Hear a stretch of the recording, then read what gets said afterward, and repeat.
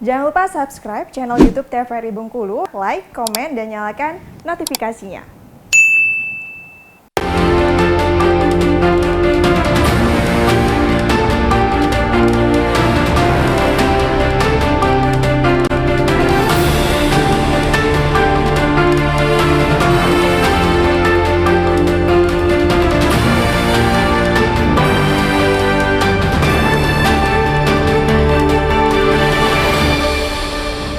Terima kasih Anda masih bersama kami dalam acara Berendo dengan tema kita Coklit Data Pemilih Potensial. Pemirsa di rumah yang ingin bertanya bersama kita bisa di 0736 21541. Kami ulangi 0736 21541. Pak Ujang, boleh dijelaskan kembali Pak Ujang terkait Pantarlih tadi yang sudah datang ke rumah ya Pak Ujangnya, itu seperti apa sistemnya Pak pada saat datang ke rumah itu? Iya.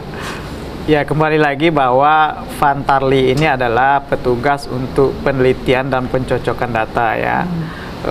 Yang dikatakan Bu Liza tadi, mulai dari nik, semua nama harus dicocokkan. Ketika dicocokkan itu kan kadangkala ada nik yang ganda, ada juga nama yang sama. Ini bisa muncul pemilih ganda. Nah, dia datang ke rumah, mencocokkan data, bertanya kepada calon pemilih apakah ini benar rumah ini. Kalau memang benar bisa ditunjukkan bukti, bisa dari kakak. Nah, ketika kita tidak di rumah, itu kan bisa ditanyakan dengan keluarga kita yang terdekat. Yang penting ada kakaknya, data pemilih, ada Pantarlih itu memegang. Apakah ini benar masih di sini? Kalau tidak benar, mereka langsung mencoret. Nah, artinya tahapan di sini masih panjang, Bang Nes ya.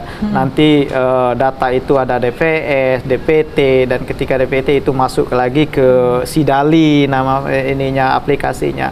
Kadang-kadang di Sidali itu sudah kita hapus. Ini pengalaman ya, cerita pengalaman nih ya. Sudah kita hapus, muncul kembali data yang meninggal, begitulah pekerjaan. Memang sangat ribet. Lagi-lagi datanya memang harus kredibel, harus bulat, pokoknya harus bekerja keras untuk mencocokkan biodata ini. Nah, mengenai Pantarlih yang datang ke rumah tadi ya, kalau memang orangnya jauh mungkin bisa digunakan coklit tadi ya. Tapi ketika itu datanya sudah bisa kita pastikan dari tuan rumah atau istrinya atau anaknya, saya pikir nggak perlu lagi video call orang-orang. Kalau memang dia nanti di Jawa saat pemilu dia pulang, saya pikir itu udah kredibel Bu ya. Gitu. Tapi sebelumnya sudah ada sosialisasi Pak ke masyarakat, warga-warga di tempat Bapak, misalnya nanti bakal ada Pantarlih nih datang ke rumah-rumah seperti itu untuk penyocokan data ini, coklit ini. Sosialisasi itu sebenarnya sudah dari KPU ya. Kalau pernah saya jadi PPS itu sudah digaungkan oleh KPU menurun ke PPK, PPS dan kelurahan. Biasanya kalau saya waktu itu memang masih jabat RT, PPS. Jadi saya punya grup tersendiri bahwa nanti akan datang seorang Pantarlih atau PPDPP, petugas pemutakhiran data pemilih PPDPP. Jadi akan datang ke rumah, tolong siapkan KK atau KTP yang ada di rumah. Itu nanti kira-kira dari tanggal sekian sampai tanggal sekian. Itu kita share, kita informasikan ke warga. Sehingga masyarakat kan tahu dan mempersiapkan ya, sudah mempersiapkan KTP dan juga KK, misalnya Pantarlih ini datang ke rumah gitu kan. Karena kan KK dan juga KTP ini kan sifatnya privasi ya Bu ya. Informasi yang mereka terima, apakah ini bisa disalahgunakan Ibu? Apalagi kan oknum-oknum yang memang mengatasnamakan Pantarlih padahal mereka bukan, seperti itu Bu Lisa. Bisa saja peluang untuk manipulasi data ya, itu bisa terjadi. Namun disinilah yang menjadi tantangan dari Pantarlih. Jadi ketika Pantarlih ini kan memang sudah terikat komitmen ya dengan KPU sebagai penyelenggara, lembaga penyelenggara pemilu yang independen. Artinya ketika data tersebut ada peluang potensi kecurangan, maka itulah nanti tugas PPS di lapangan untuk mensinkronkan kembali gitu. Jangan sampai orang yang sama datang dua kali atau di TPS yang berbeda misalnya seperti itu. Nah ini jadi fungsi PPS nanti akan berjalan seperti Berarti itu. Pernah kejadian seperti itu Bu? Satu orang yang memang datang ke TPS yang bisa seperti joki kan, ada pernah gitu. Tapi kan ini yang harus membuat Pantarlih dan petugas PPS sendiri harus lebih peduli dan betul-betul harus mencocokkan, melihat kemungkinan data yang akan dicurangin misalnya seperti itu. Kalau kecurangan saya pikir kalau antar Pantarli itu dia akan terbaca. Karena ini sudah sistem digital, aplikasi itu akan membaca data-data yang sama dan itu tidak akan bisa diverifikasi ya kalau datanya sama.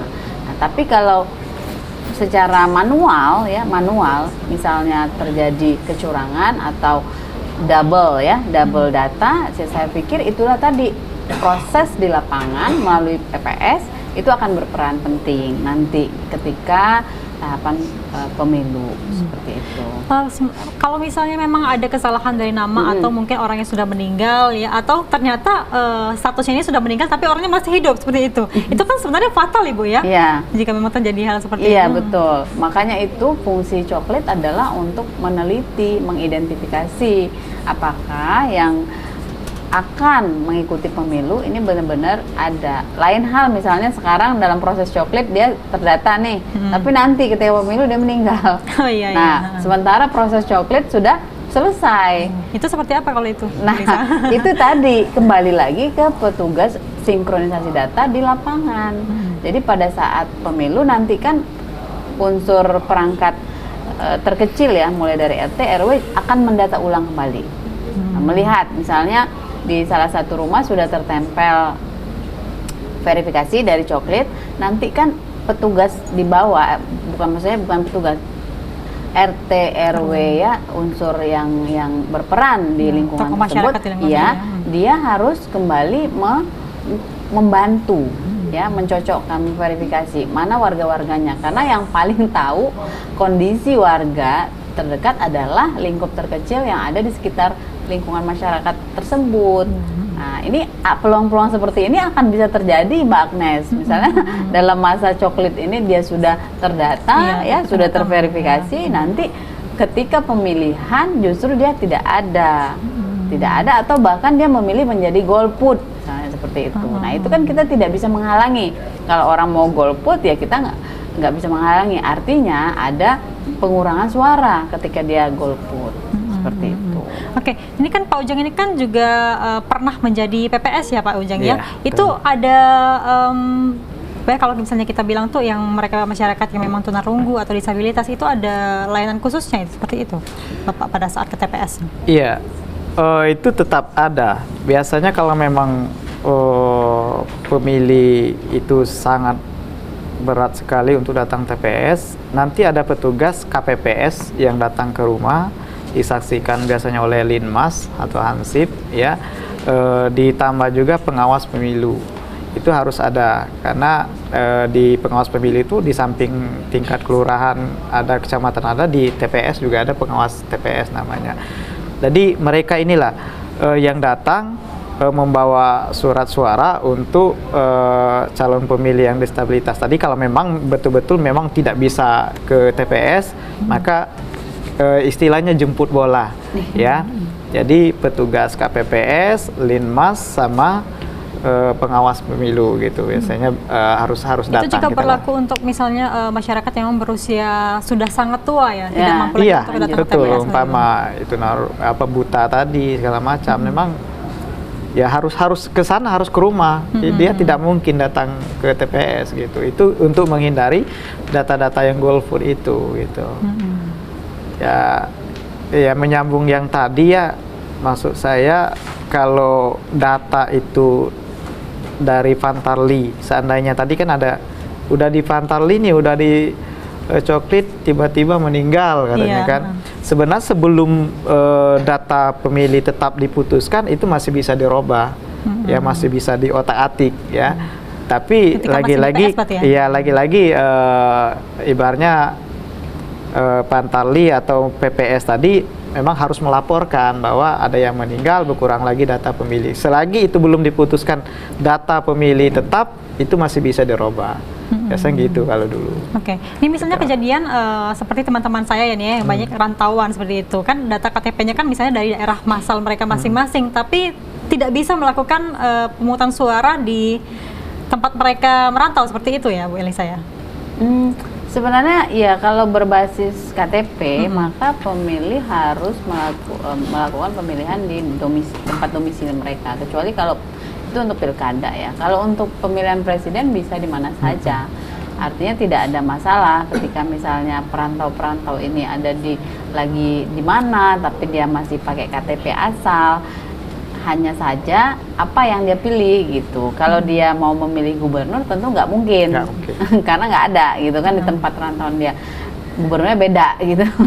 Jadi kalau dia milih presiden masih bisa karena dia berlaku untuk seluruh wilayah NKRI kalau untuk presiden. Berarti masih bisa ya terdata oleh Pantarlih? Iya, dia nggak bisa memilih perwakilan daerah seperti DPRD kota, DPRD provinsi. Tapi kalau memang dia memang mau menggunakan hak pilihnya, cuman bisa dia memilih presiden yang katakan Bu Liza tadi.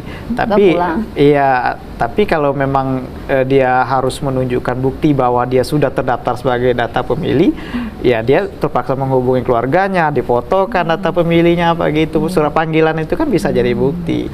Karena kan kalau misalnya memang harus memiliki hak suara di tempat asal mereka ya, ini kan termasuk golput juga ya kalau misalnya mereka merantau seperti itu ya Bu ya.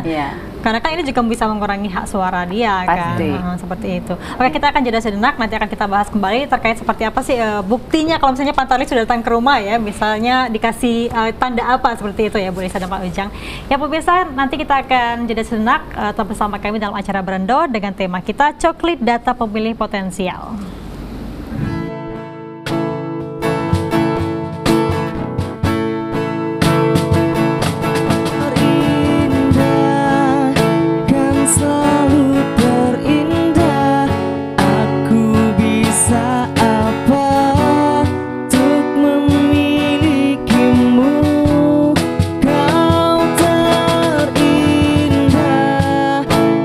Selalu terindah, harus bagai